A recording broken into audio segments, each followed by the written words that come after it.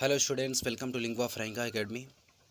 आज इस क्लास में हम पढ़ने वाले हैं वॉइस का ही जो पार्ट 2 है, यानी कि कुछ स्पेशल रूल्स हैं उसके बारे में हम पढ़ने वाले हैं।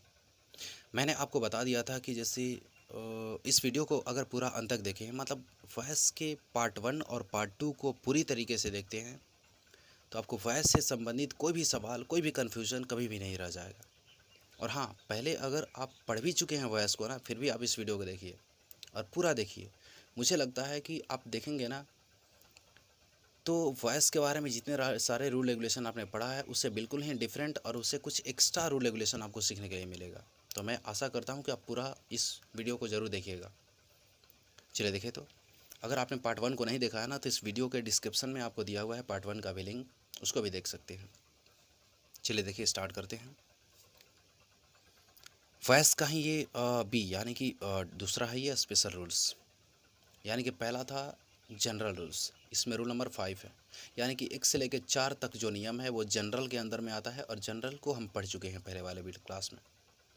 ये है अभी स्पेशल रूल्स का रूल नंबर 5। देखिए, बहुत काफ़ी इंपॉर्टेंट है आपके लिए। और हाँ, जब भी आप बैठिए तो आप अपने पेज और कॉपी को लेकर बैठिए, ताकि जो चीज़ें आपको क्लियर हो जाए। देखिए, टॉपिक आपका है कि पैसिव ऑफ इन्फिनेटिव। इन्फिनेटिव का पैसिव वॉइस हम कैसे बनाते हैं। सवाल उठता है, इन्फिनेटिव हम कहते हैं किसको? इन्फिनेटिव हम कहते हैं जिसमें टू और वर्ब वन आया हो।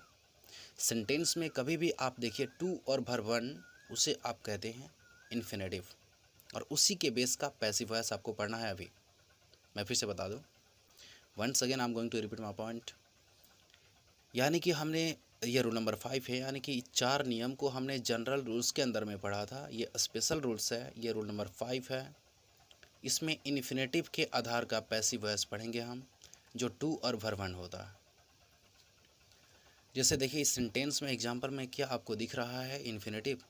The teacher is to teach English.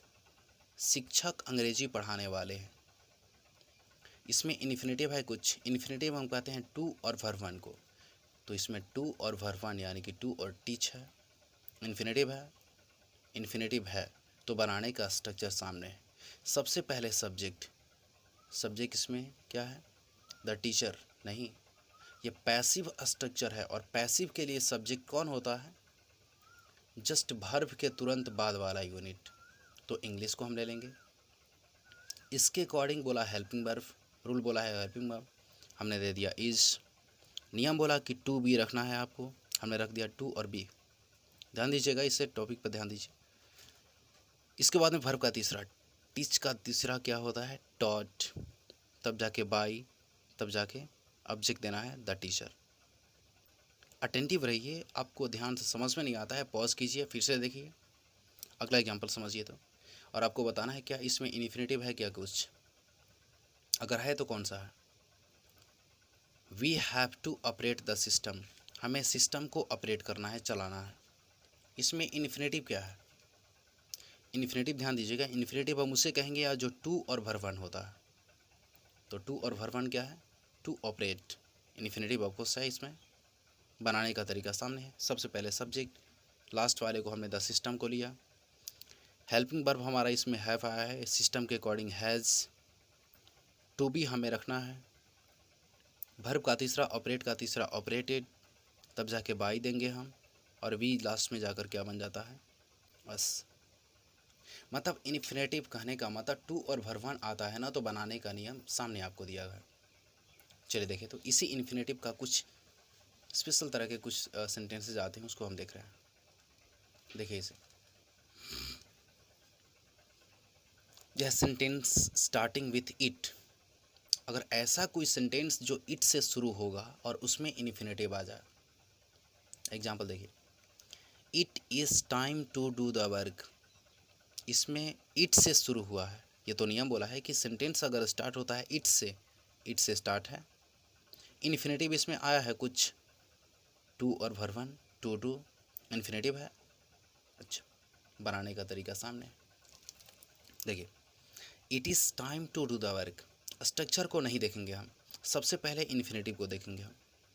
बनाने का तरीका क्या है? सबसे पहले इन्फिनेटिव को देखिए, इन्फिनेटिव को सर्किल कर लीजिए, अंडरलाइन कर लीजिए। इन्फिनेटिव के पहले जितना सारा है ना टोटल को ज्यों कहते हुए लिख लीजिए। इट इज़ टाइम है तो हमने लिख लिया it is time.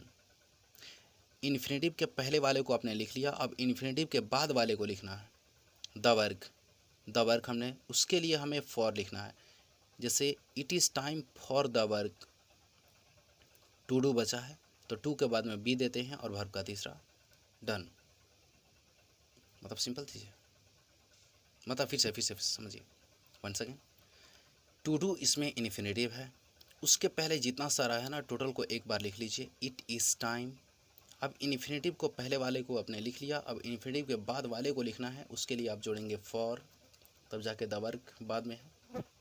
To do है तो टू बी डन।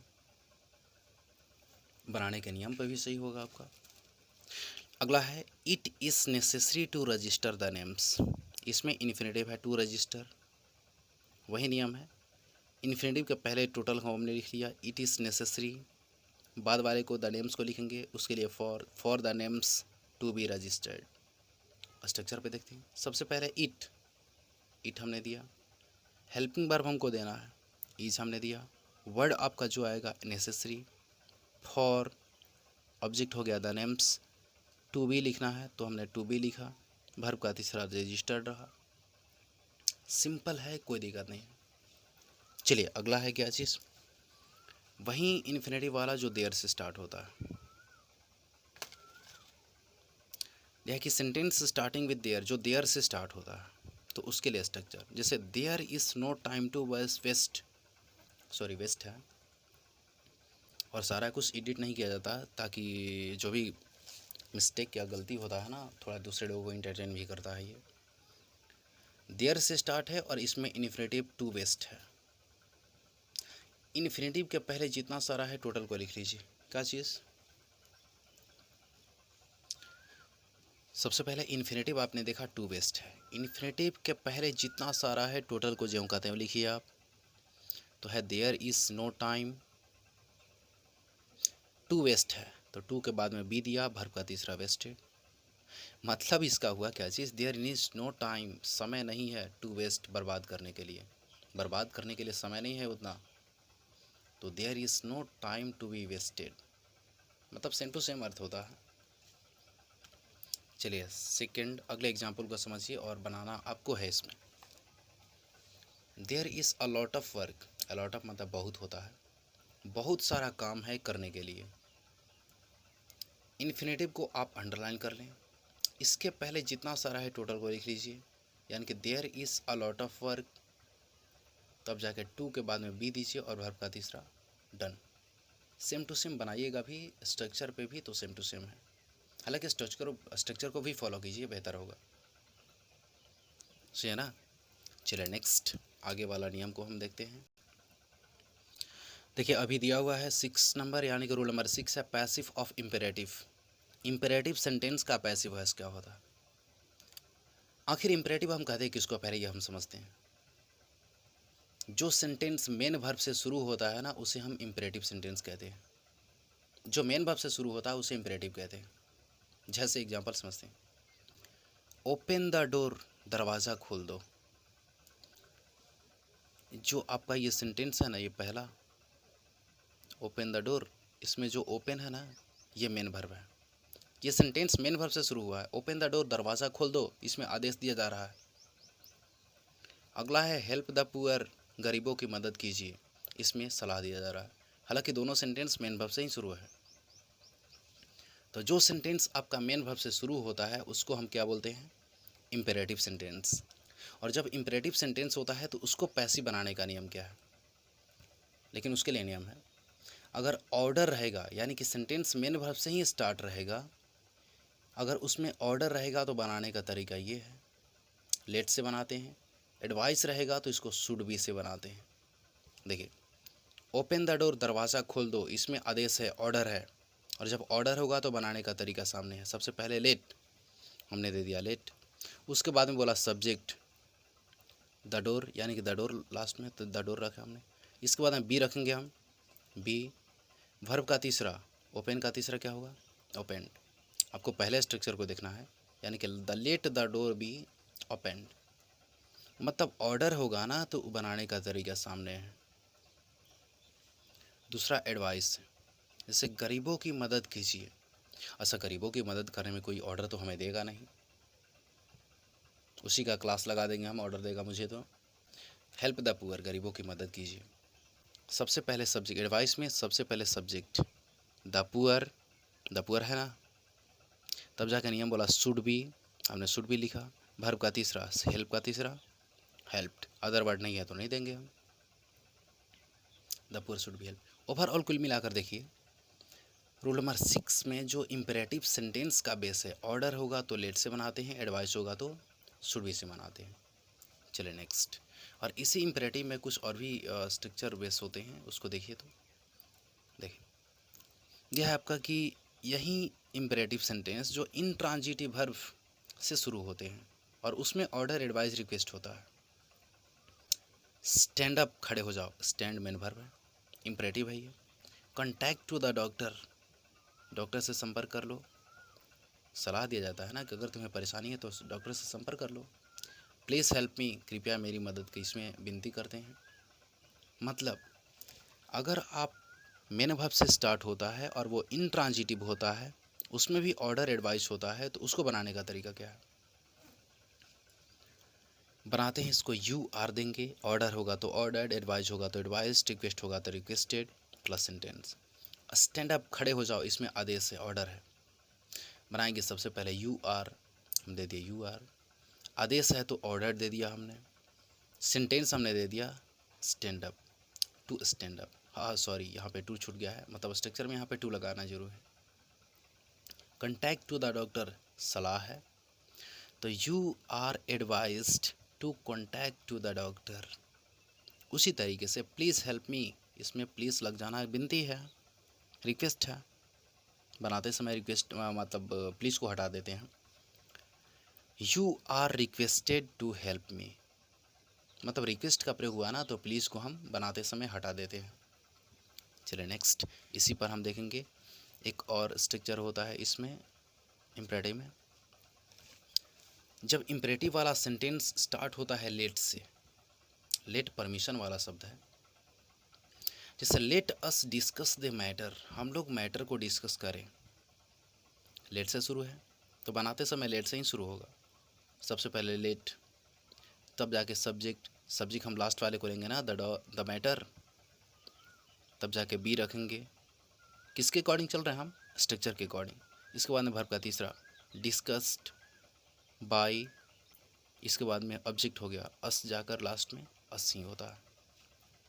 मतलब ओवरऑल आपको समझना है कि अगर लेट से शुरू होता है ना तो बनाते समय हमें लेट से ही स्टार्ट करना होता है। जहाँ कहीं कन्फ्यूजन होता है उसको मतलब पॉज कीजिए, स्क्रीनशॉट लीजिए, और जहाँ डाउट होता है फिर भी अगर समझ में नहीं आता है तो उसको कमेंट बॉक्स में सवाल कीजिए आप, उसके बारे में ज़रूर बताया जाएगा। चलिए नेक्स्ट, रूल नंबर 7 पे देखिए, रूल तो बड़े कमाल का है, ये बहुत काफ़ी स्पेशल है ये आपके लिए, समझिए। और हाँ, जो स्टूडेंट समझते हैं ना कि मैंने पढ़ लिया है, अच्छे से पढ़ लिया वॉइस को, इसको ध्यान से समझिए आप। इसके बाद में जो भी रूल आएंगे बहुत काफ़ी स्टैंडर्ड का आता है, आपके सारे एग्जामिनेशंस में ऐसे ही सवाल किए जाते हैं। देखिए, passive of prepositional verb, prepositional verb का पैसिव वॉइस, सवाल उठता है प्रीपोजिशनल वर्ब कहते किसको है। मतलब कुछ वर्ब ऐसे होते हैं जिसके साथ स्पेशल प्रीपोजिशन लगता है, उसको हम प्रीपोजिशनल वर्ब कहते हैं। ओके, ठीक। देखिए, जैसे बनाने का नियम है subject, helping verb, verb 3, by और ऑब्जेक्ट। बाई का लगना हर किसी में असंभावी है, जरूरी है, लेकिन कुछ वर्ब ऐसे होते हैं ना कि इस बाई को नहीं लेकर बाई के स्थान पे कुछ अलग लेते हैं प्रीपोजिशन को। जैसे वो कौन कौन होते हैं, देखिए बहुत काफ़ी स्पेशल है ये। अगर रहेगा मैरिड मतलब शादी करना, ऑब्लाइज्ड आभार होना, नोन मतलब जानने के सेंस में, मैरिड, ऑब्लाइज्ड और नोन जब भी कभी आ जाए तो बनाते समय टू का प्रयोग करना है, बाई का नहीं करेंगे हम। जैसे एग्जाम्पल देखिए, राम मैरिड सीता, राम ने सीता से शादी किया, है ना, इसमें राम मैरिड सीता, इसको बनाएंगे हम। सीता को हमने पहले लिया, वर्ब 2 है इसीलिए वाज वेयर, वाज हमने लिया। सीता वॉज मैरिड, मैरिड को हमने दिया ना इसके बाद में नियम क्या होता है, बाई लगाना। बाई नहीं लगकर अगर मैरिड आएगा ना तो मैरिड क्या लगाएंगे हम, टू। तो टू दिए तब जाकर राम को लास्ट में राम। मतलब ओवरऑल ये समझना है आपको, यानी कि सब्जेक्ट मतलब ये जो स्ट्रक्चर है सबके लिए है, लेकिन जब मैरिड अब्लाइज्ड और नोन आएगा तो उसके साथ बाई नहीं लगाकर हम टू लगाएंगे। उसी तरीके से अगर सरप्राइज्ड, स्टोनिस्ड, शॉक्ड अगर रहेगा तो उसके साथ हम एट का प्रयोग करते हैं। सेटिस्फाइड, प्लीज्ड, डिस्गस्टेड रहेगा तो उसके साथ विथ का प्रयोग। इंटरेस्टेड, कंटेंट और इन्वॉल्व के साथ में इन, मेड और फायर्ड के साथ में ऑफ का प्रयोग होता है। जैसे कि एग्जाम्पल समझते हैं, देखिए यह दिस केस इन्वॉल्व्ड हिम, इस केस ने उसे भी शामिल कर लिया। इन्वॉल्व है, अच्छा ठीक है भाई, इन्वॉल्व है तो इन्वॉल्व को बनाएंगे हम। हिम शुरू में आकर बनता है ही, हालांकि केस से संबंधित है, नोमिनेटिव, पॉजेसिव, ऑब्जेक्टिव केस, उसका भी मतलब उसका भी एक चैप्टर है, उसको देख सकते हैं, डिस्क्रिप्शन बॉक्स में उसका लिंक दिया जा चुका है। ही मतलब हिम शुरू में आया तो ही, वर्ब का दूसरा है इसीलिए वॉज। इन्वॉल्व्ड, जब इन्वॉल्व्ड आता है तो क्या लगाते हैं, बाई नहीं लगाएंगे हम। इन्वॉल्व्ड के बाद में देखिए क्या लगता है, इन्वॉल्व्ड के बाद में इन, तो देंगे हम इन, तब जाके दिस केस है तो दिस केस, मतलब he was involve in this case, वो भी इस केस में शामिल था। एक सेंटेंस में बोल रहा हूँ, अगर आप इस वीडियो को देखते हुए आ रहे हैं और अगर आप सीरियसली आप इस टॉपिक को समझ चुके हैं, इस रूल को समझे हैं, तो एक सवाल है आपके लिए, एक सवाल है, उसको ध्यान से समझिए, उसको लिखिए, अभी नोट डाउन कीजिए, नोट कीजिए अभी उसको, आप कमेंट बॉक्स में ज़रूर उसको लिखिए, उसका आंसर। ओके, लिखिए, हो गया ना, चलिए लिखे तो। शाहजहां मेड द ताजमहल, मैं वन सेकेंड रिपीट कर दूं, Shahjahan made the Taj Mahal, Shahjahan made the Taj Mahal. Okay, next अगला रूल को देखते हैं, उसको आप बनाइएगा। यह कि सम वर्ब्स विथ प्रीपोजिशन, कुछ वर्ब होते हैं ना प्रीपोजिशन को अपने साथ लेकर ही आते हैं, जैसे the police looked into the case, look के साथ इनटू स्पेशल प्रीपोजिशन आया है तो बनाते समय इसके साथ ही रहेगा। The police looked into the case, तो बनाएंगे द केस को लेंगे हम, the case was looked into, look into के साथ था तो साथ में रहेगा। बाई द पुलिस, पुलिस है ना, बाई जब लगाते थे ना तो एक्चुअली बाई और इनटू दोनों प्रीपोजिशन हो जाएंगे, इसीलिए इसको हम ब्रैकेट में रख देते हैं, और हालांकि इसको नहीं भी रखेंगे तो कोई बात नहीं है। उसी तरीके से he acted upon my advice, acted के बाद में अपॉन, तो my advice was acted upon by him, लिखें या ना लिखें ये सही है, कोई दिक्कत नहीं है, ठीक है ना। चलिए अब हम आ रहे हैं कि स्पेशल बहुत काफ़ी स्पेशल कुछ जो नियम है उसके बारे में, ये बहुत काफ़ी आपको अच्छा लगेगा। वैसे इस नियम के बेस पे बहुत काफ़ी हर किसी कम्पिटिटिव एग्जामिनेशन में से कुछ सवाल किए जाते हैं, कॉमन एरर वगैरह एटसेट्रा, आपको बिल्कुल ही डिफरेंट दिखेगा ये। जैसे पैसिव ऑफ क्वेजी वर्ब्स, मेरा कुछ सवाल भी है जो लोग पढ़ चुके हैं वॉइस को, क्वेजी वर्ब का पैसिव वॉइस बनाना है हमें। पहला सवाल है कि क्वेजी वर्ब होता क्या है, क्वेजी वर्ब क्या है, तो समझिए क्वेजी वर्ब को कहा जाता है मतलब ऐसे कोई वर्ब जो होते हैं एक्टिव में लेकिन अर्थ देते हैं पैसिव का, उसे हम क्वेजी वर्ब कहते हैं। जैसे मेडिसिन टेस्ट बिटर, दवा कड़वी लगती है, ये है एक्टिव वॉइस में लेकिन इसका अर्थ पैसिव में देता है, समझ में आता है। हेलो हेलो एक मिनट, क्वेजी वर्ब हमको फिर भी समझ में नहीं आया, इसका डेफिनेशन जो परिभाषा रहा कि एक्टिव में होता है पैसिव का अर्थ देता है, उसे क्वेजी वर्ब समझ में नहीं आता, तो अपने तरीके से समझिए। क्वेजी वर्ब हम उसको कहते हैं जिसमें वर्ब के तुरंत बाद एडजेक्टिव का प्रयोग हुआ हो। जी बहुत काफ़ी आसान है ये। क्वेजी वर्ब उसको कहेंगे हम जिसमें वर्ब के तुरंत बाद एडजेक्टिव आया हो, जैसे मेडिसिन टेस्ट बिटर, दवा कड़वी लगती है, इसमें ऑफकोर्स आपका वर्ब क्या है, टेस्ट, और वर्ब के तुरंत बाद में क्या है ये, एडजेक्टिव। तो जब एडजेक्टिव आने लगे ना वर्ब के बाद में, उसी को हम क्या बोलते हैं, क्वेजी वर्ब, और उसी का हमें वॉइस बनाना है, उसी को सीखना है। देखिए तो बनाने का स्ट्रक्चर दिया है, सबसे पहले subject, helping verb, adjective, when और वर्ब 3। एडजेक्टिव देखिए, इसको बनाना शुरू करेंगे हम। सबसे पहले सब्जेक्ट क्या देंगे, मेडिसिन। ये क्या हो रहा है, हम तो सीखते थे वॉइस में कि सबसे लास्ट वाले को लेते हैं ना, लेकिन नहीं, एडजेक्टिव से कभी हम सेंटेंस बनाना स्टार्ट नहीं कर सकते। सब्जेक्ट के स्थान पे हम मेडिसिन को ही रखेंगे। इसके बाद में सब्जेक्ट के बाद बोला हेल्पिंग वर्ब, हमारा इज रहा। क्यों इज रहा, क्योंकि वर्ब का पहला रूप है, तो वर्ब का पहला रूप होता है तो बनाते समय हेल्पिंग वर्ब हम इज एम आर रखते हैं। इसके बाद में बोला कि डायरेक्ट एडजेक्टिव को रख दीजिए जो आया है, तो बीटर आया है तो बीटर रख दिया हमने। नियम बोला फैन, तब जाके वर्ब का तीसरा क्या रहा, टेस्टेड, यानी कि मेडिसिन इज बीटर, दवा कड़वी लगती है, फैन टेस्टेड, जब इसको टेस्ट किया जाता है। उसी तरीके से द फ्लावर इज ना सॉरी, क्वेश्चन है आपका, द फ्लावर स्मेल्स स्वीट, इसमें स्मेल वर्ब के बाद में एडजेक्टिव आपका स्वीट है।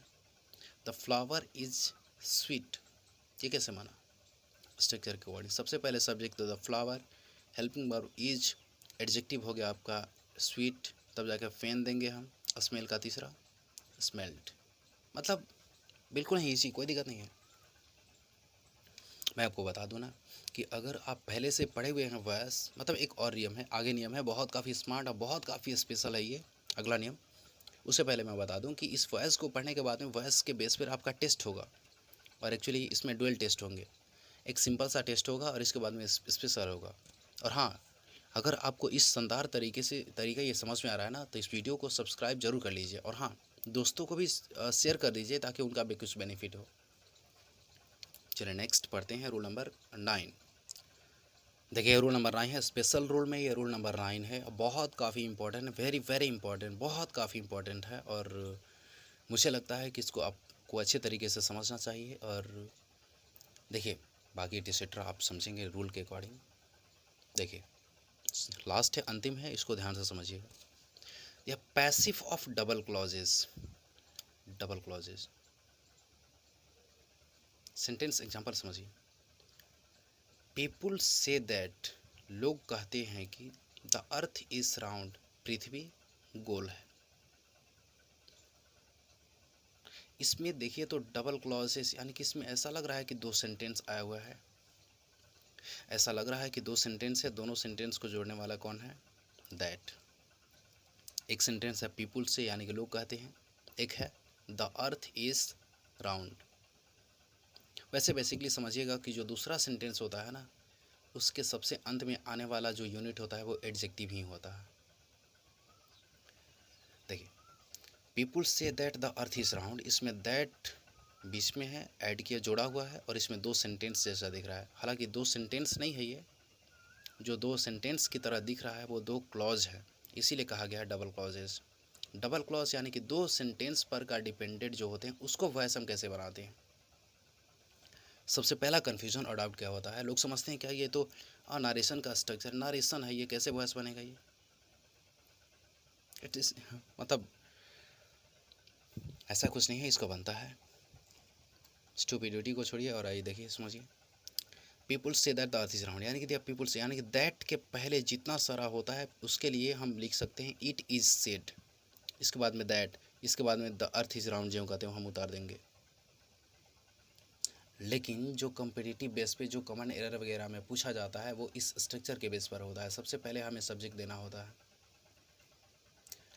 तो सवाल उठता है कि दो सेंटेंस है, दो सब्जेक्ट है, एक पीपुल है, द अर्थ है, तो दोनों में से किसको हम देंगे बनाते समय। तो देखिए लोग कहते हैं कि पृथ्वी गोल है, हम लोग कहते हैं पृथ्वी गोल है, वे लोग कहते हैं पृथ्वी गोल है, बहुत काफ़ी लोग कहते हैं पृथ्वी गोल है, टीचर कहते हैं पृथ्वी गोल है। हमारा मेन सब्जेक्ट कौन है, द अर्थ है, पृथ्वी है, या लोग हैं। तो हमारा मेन सब्जेक्ट है मुख्य द अर्थ, जो मुख्य होता है सब्जेक्ट ना, उसी को हम सब्जेक्ट के स्थान पे देंगे हम। तो हमने लिखा द अर्थ। इसके बाद में हेल्पिंग वर्ब हमारा रहा इज, वर्ब का तीसरा, वर्ब कौन है इसमें, से है, से का तीसरा से। राउंड एडजेक्टिव है, ध्यान समझिएगा, एडजेक्टिव का स्थान सबसे अंत में होता है स्ट्रक्चर में भी। द अर्थ इज सेड, तब जाके टू बी हमें रखना है, तो हमने रख दिया टू बी, एडजेक्टिव, राउंड को रख दिया हमने। चलिए ओके। एक एग्जांपल आपको समझने के लिए देखिए, पीपुल थिंक, लोग सोचते हैं कि इंडिया इज़ पुअर, कि इंडिया गरीब है। जो इसमें अंतिम में आने वाला जो वर्ड होता है वो क्या कहलाता है? एडजेक्टिव। तो बनाएंगे हम, लोग सोचते हैं इंडिया गरीब है, वे लोग सोचते हैं इंडिया गरीब है, हम लोग सोचते हैं इंडिया गरीब है। मेन सब्जेक्ट इंडिया है, तो सब्जेक्ट के स्थान पे हमने दिया India. Helping verb is, verb का तीसरा थिंक का तीसरा थॉट, तब जाके नियम है टू बी, तब जाके एडजेक्टिव क्या रहा? Poor. India is thought to be poor. ये बहुत काफ़ी वेरी वेरी इंपॉर्टेंट है और मुझे लगता है कि हर किसी कम्पिटिटिव एग्जामिनेशंस में इससे आना ही होता है, तो इसको बार बार देखिए, समझिए। और हाँ, और अगर आपको ये क्लास वॉइस की संपूर्ण जानकारी अगर आपको बहुत अच्छे से समझ में आया हुआ ना, तो इस वीडियो को लाइक कीजिए और दोस्तों के साथ शेयर भी कर दीजिए, क्योंकि उनका भी कुछ बेनिफिट हो जाए। हाँ, एक चीज़, अगर आपने अभी तक इसको सब्सक्राइब नहीं किया है ना, तो सब्सक्राइब कर लीजिए और बेल आइकन को भी दबा दीजिए, क्योंकि जब भी अच्छा खासा वीडियो अपलोड किया जाए ना, तो आप तक नोटिफिकेशन पहुंच सके। और एक चीज़ और मैं बता दूं कि आपके डिमांड, मतलब स्टूडेंट्स के डिमांड के अकॉर्डिंग मतलब क्लासेस को अपडेट किए जाते हैं। और हालांकि आप चाहते हैं ऐसा कुछ कि दूसरा क्लास हमें चाहिए और इस किसी टॉपिक पे चाहिए, या कोई स्पेशल प्लस क्लासेस आपको चाहिए और किसी पार्टिकुलर एग्जामिनेशन से संबंधित चाहिए, तो उसको भी आप कमेंट बॉक्स में सवाल अपना लिखिए, उसके बारे में ज़रूर उसके बारे में कवर किया जाएगा। चलिए, ओके, थैंक यू।